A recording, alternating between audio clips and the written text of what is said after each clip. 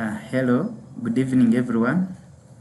Welcome back to my YouTube channel. My name is Chance David Akiki. Today I want us to look at how we can use Excel to get the average of maybe students' marks, and how we can again use Excel to get the position of students. For example, we shall use the primary level grading system. Assume we have our students, these are their names, and this is what they obtained in 4 different subjects. So we would wish to use Excel to get the average of their marks and again the position. How do we do that? You come in Excel,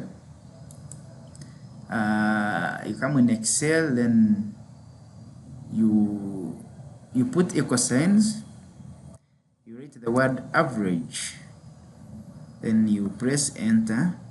Then here you provide you want to get average for this student for math, comma, you get for English, you put a comma, you get for SST, you put a comma, and you get for science. Then you close your bracket and press enter.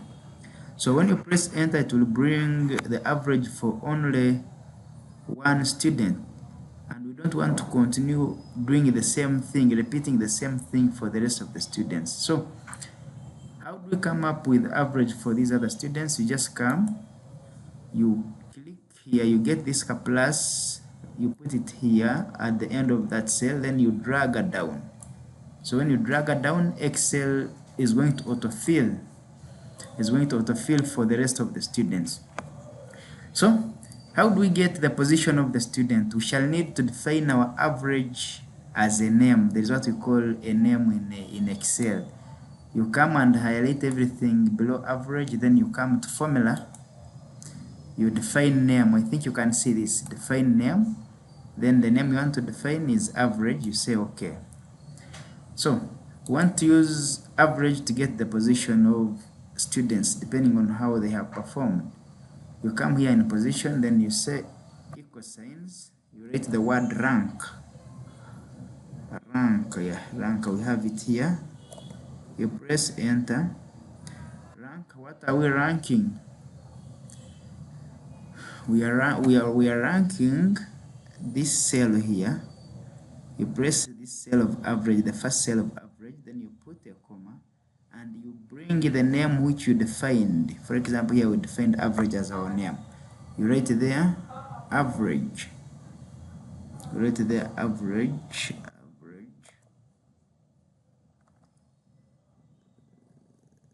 So it is average.